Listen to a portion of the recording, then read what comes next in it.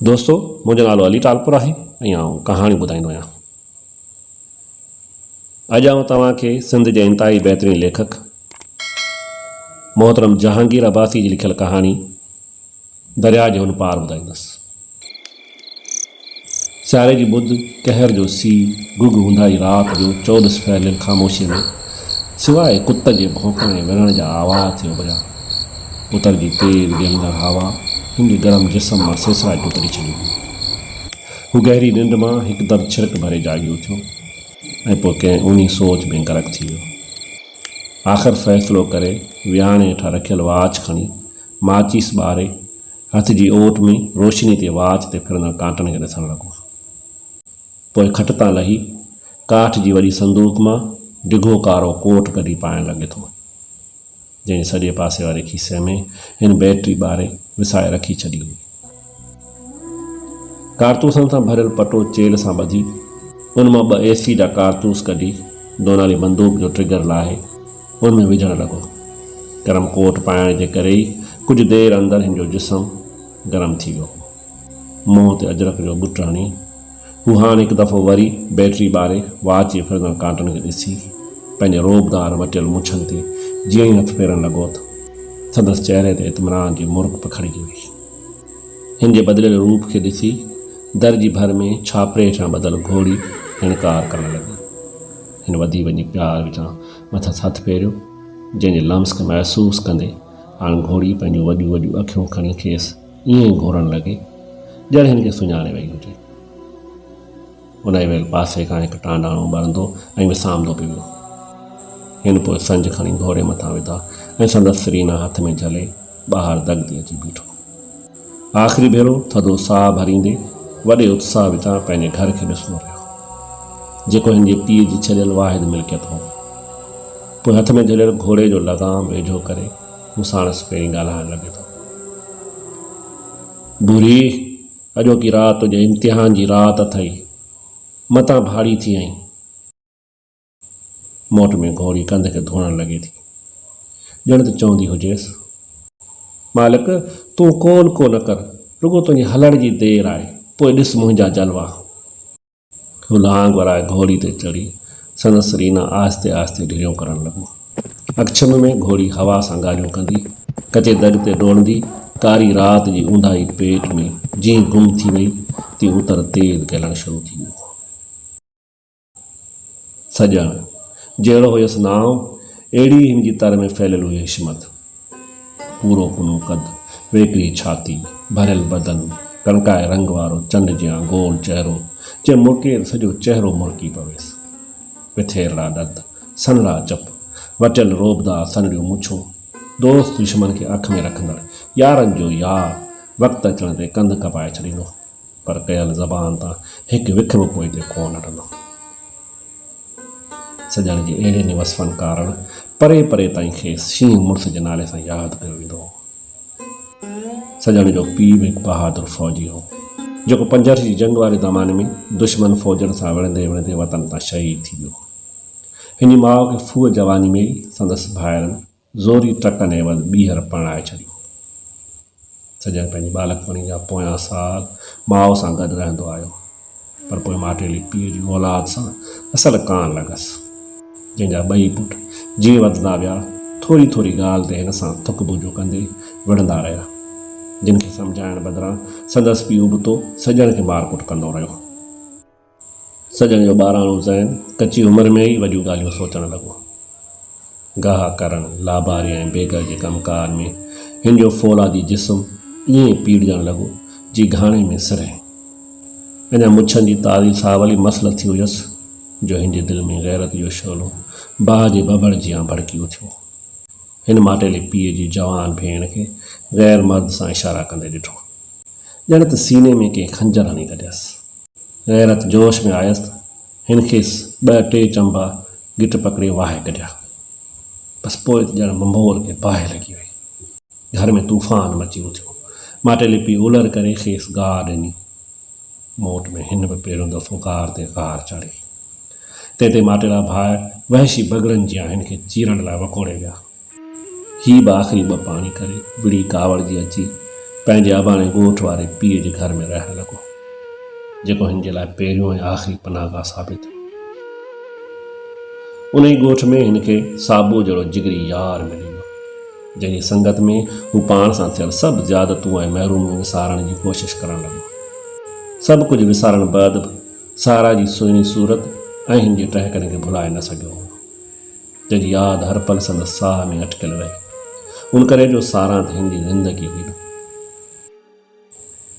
सारा सजण जे वॾे मामे ख़ुदूअ जी लाडली ऐं अकेली औलाद हुई। सूंह में एतिरी त सरस हुई जो हिन जी सुंदरता मिटराज में का वरली मिली, हू बि सजण तां सिर साह समेत घोर पई वेंदी हुई। इहो सारा जो प्यार ई त हुयो, जंहिं हिक ई वेड़े में रहंदे सजण खे पल पल ज़हर जा डुक भरींदे सभिनी जा अज़ाब सहण लाइ मजबूर कयो हो। जंहिंखां हाणे थार थियण बैदि हू सारा सां लिकी छुपी कॾहिं अहमद शाह जी लौ पोयां त कॾहिं वरी वॾी खॾ ते मिलंदो हुयो। इहा वॾी खॾ सारा जे घर पुठियां ई हूंदी हुई। उन ॾींहुं सजण खे ज़मीन पेरनि हेठां खिसकंदे महसूसु थी हुई, जॾहिं खे सारा पंहिंजी ज़बानी मायूस लहजे में ही ॿुधायो हो त पिणसि संदसि वियांह सजण जे माटेले पीउ जे वॾे पुटु नबन सां करे वियो आहे। सजण फ़क़ति सारा जी सिक में उन ई नबन हथां एतिरा त अज़ाब सठा हुया जिन जो को काथो ई कोन हो, ऐं हाणे हिन खां सारा छिनी ज़िंदगी भर इहो अज़ाब ॾियण वारो हुयो, जंहिंजो को तदारक ई कोन हुयो। सजण खे चिटी तरह सां सारा जा चयल आख़िरी लफ़्ज़ यादि हुया, जंहिं रोईंदे खेसि चयो हुयसि, सजण जे तो काई वाह न कई पोइ मां पाण खे खूह में उछलींदसि, पर नबन सां कॾहिं बि लाऊं न लहंदसि, मां रुॻो तुंहिंजी बनी थींदसि बसि। दिलि जे हथां मजबूर थी पंहिंजी ज़िंदगी जे सभ खां वॾी ऐं आख़िरी मल विढ़ण लाइ ऐं सारा खे बचाइण लाइ नेठि सजण पंहिंजे दोस्त साबू सां गॾिजी खेसि ज़ोरी भॼाइण जी रिथ रिथी, पर पंहिंजी माउ जी लीलाद ऐं मिंथो करण ते हू ख़ाली हथे मोटी वियो। उहा माउ जंहिंसां सजण सॼी ज़िंदगी नफ़रत कंदो रहियो, पर उन ॾींहं लाइ छो हू हिकु फरमान बरदार पुटु वांगुरु कंध हेठि करे बीठो रहियो। मांस मुसलसल ॻाल्हाईंदी रही हुई, पर सजण ॼण त पथर बणिजी वियो हो। पोइ सजण जे डप ऐं ख़ौफ़ खां डिॼंदे सारा जी शादी जी तारीख़ मुक़ररु कई वई। जॾहिं हू वना में वञी वेठी त सजण खे लॻो हिन जी हर शइ ॼण त खांसि फुरिजी वई आहे। ईअं सजण हिकु भेरो वरी दिलि तां मजबूर थी वना जी ॿी राति ते मासी भापी खे लालच ॾेई सारा ॾे न्यापो मोकिलियो हुयो, ऐं अॼोकी राति पेट में ई हूअ ऐं सारा हमेशह हमेशह जे लाइ ॻोठ मां निकिरी दरिया पार करे साबू जे नानाणे ॻोठ में लिकी प्यार जी हिकु नई दुनिया आबाद करण वारा हुया। सारा जे ॻोठ खे वेझो थींदे ई सजण घोड़ी तां लही संदसि लगाम हथ में जॾे ॻोठ पुठियां वॾी खॾ तरफ़ वञणु लॻो। पोइ घोड़ी खॾ जी भर में बीहारे सांस आहिस्ते आहिस्ते ॻाल्हाईंदे मथसि हथु फेरणु लॻो। हिन जे हर हिकु लफ़्ज़ ते घोड़ी पंहिंजो कंधु ईअं धोड़ींदी रही ॼण सजण जी ॻाल्हि खे हीअं सलाहींदी हुजे। इहा घोड़ी वॾेरे आरब जी हुई, जाइ निकिरी गोए में खटी हुई। वॾेरे खे सजण जी सवारी एॾो त भायो हुयो जो हिन गोए खटण जी ख़ुशीअ में घोड़ी संदसि संभार हेठि ॾेई छॾी हुई, पर अॼु हू खेसि बिना ॿुधाइण जे घोड़ी खे चोरी हकले आयो हो। सजण जॾहिं घोड़ी खे सम्झाए चुको, पोइ वधी अची मामे जे घर पुठियां लोड़े वटि बीठो ऐं सींड वॼायईं। चतुर वांगुरु हिन जी हल्कड़ी सींड जी आवाज़ थियण ते अजरख में वेड़ियल हिकु औरत ॾकंदी ॾिजंदी लोड़े मथां सोड़ उछले उन तां टिपण लॻी त कुतनि जी भौंकार वधी वई। ओचितो कुतनि जी भौंकार ते सारा जे पीउ जानू जी अखि खुली पई। हू गोलण सां भरियल राइफल जो ट्रिगर चाढ़े घर जी छित ते चढ़ी आयो। चौ तरफ़ बैटरी फेराईंदे लोड़े वटि हिन जूं नज़रूं बीह वयूं ऐं पोइ संदसि ज़ोर वारी हकल सां राति जी ख़ामोशी में ॼण त ॾार पइजी वई हुई। ख़बरदार, कहिड़ो आहीं? उफट करे छॾींदो साईं, मतां चुरियो आं। रड़ ॿुधंदे ई खॾ ते मौजूदु कदमनि में चुरपुर तेज़ थी वई। था राइफल मां निकितल गोली ऊंधाई राति जो सीनो चीरींदी वञी खॾ मथां पई। सारा जो हिरासर वजूद कंबिजी वियो। हू दांह करे सजण खे चकमक जियां चुंबड़ी ऐं पोइ लॻातार 3-4 फायर ॿिया बि थिया जिन ते सॼो ॻोठ जाॻियो थियो। चौधारी आयो आयो जो हकलो गूंजण लॻियो। घोड़ी अखिछम में हिकु भेरो ॿीहर हवा सां ॻाल्हियूं कंदी कारी राति जी ऊंदाही पेट में डोड़ंदी गुम थी वई। उतर अञा तेज़ ॻाल्हण लॻो हो। ॿिए तरफ़ कोठी मां सारा जी माउ पंहिंजो मोह मथो पिटींदे चवंदी पई आई, ओ ख़ुदो कहर थी वियो, छोरी सारा भॼी वई। दग सां पेरो खणंदे ॻोठ जा माण्हू नबनि खे ताननि जा तीर हणण लॻा हुआ। अदा इहो पंहिंजो न आहे पर दुश्मन आहे जंहिं घर जे नंग में मेरी अखि विधी। हा भाऊ सच तो चई, अॻु जाओ जो थियो, आख़िर पराओ रत हो सो रंग त ॾेखारींदो न। ॿिली ॻाल्हि आहे खरी, सारा हाणे नबनि लाइ कारी थी चुकी, पर नबनि बि मुड़ुसु माण्हू आहे, पंहिंजी इज़त जो पलो ज़रूरु कंदो। कंहिं टे बबड़ खे भड़को ॾींदे चयो, मां हिननि जे जिस्मनि जा गतरा गतरा करे कुतनि खे न खाराया त मूंखे उन माउ जो पेट ॼाओ न चइजो जे उन हरामी खे बि ॼणियो आहे। हाणे नबन भड़कण लॻो, पुट नबन तूं उल्को न कर, छोरी वढे त नक वई आहे पर धरती पाताल मां बि ॻोल्हे लहंदासींसि। हीउ ख़ुदि हुयो सारा जो पीउ जेको बि अंदरि में पुॼरी रहियो हो। राइफल जी गोली सजण खे सॼी बाह में लॻी हुई ऐं घणे रत वहण करे संदसि बाह साणी थी चुकी हुई, पर सजण उन जी परवाह न कंदे राति जो पूरो पोयों पहर हलंदो रहियो।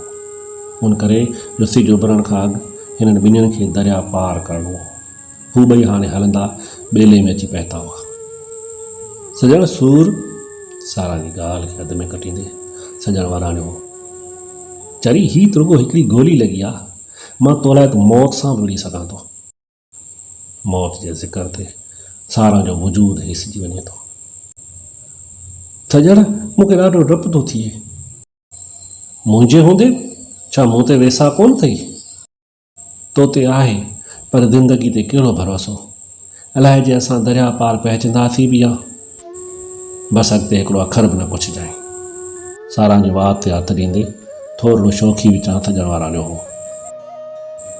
आहिस्ते आहिस्ते सुबुह जो हल्को सोजरो फैलजणु शुरू थी रहियो हो। सजण जी बांह मां वहंदड़ रत बंदि थी चुको हो, पर हू पाण खे ॾाढो कमज़ोर महसूसु करे रहियो हो। संदसि बांह मथां सारा पंहिंजी पोतीअ जो पलउ ॿधी छॾियो हो। दरिया खां सॾु पंधु वटि अची हू ॿई घोड़े तां लही बीहनि था। पोइ घोड़े मथां हथु फेरींदे खेसि प्यार भरियूं थफकियूं हणंदे पुठिते मोटाए सारा खे साण करे सजण पतन वटि अची पहुतो, जिते अॻु ई मौजूदु बीठल साबू सां मिलिया, जंहिंजी अॻुवाट कयल इंतज़ाम ते सजण हिन जा थोरा मञींदे पोइ सारा खे वठी वधी ॿेड़ी में वेठो। दरिया किनारे पतन वटि बीठल पाणी में ॿेड़ी चुरंदे तेज़ वहकिरे तरफ़ जीअं ई वधणु लॻी त सजण सारा खे ॿेड़ी में पंहिंजे भाकर में भरे विहारियो। वंझ हलाईंदड़ हर हर सजण जी ज़ख़्मी बांह खे वरी कॾहिं हिन जे कुल्हे में पियल दोनाली बंदूक खे ॾिसंदे खेसि धाड़ेल पाइणु लॻो हो। जंहिंखां बेख़बर सारा ऐं सजण जूं नज़रूं दरिया जे हुन भर में खुतल हुयूं। हिननि जी ॿेड़ी पतड़ छॾे जीअं तेज़ वहकिरे वटि पहुती हुई त संदन पुठियां हिकु अजीब राड़ो पई हुई।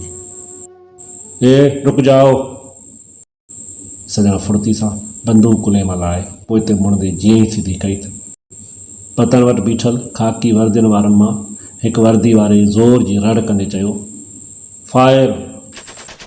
पोइ ॾिसंदे ई ॾिसंदे मशीन गननि ऐं राइफलनि मां निकिरंदड़ गोलियूं सजण ऐं सारा जे जिस्मनि खे परूण करणु लॻियूं हुयूं।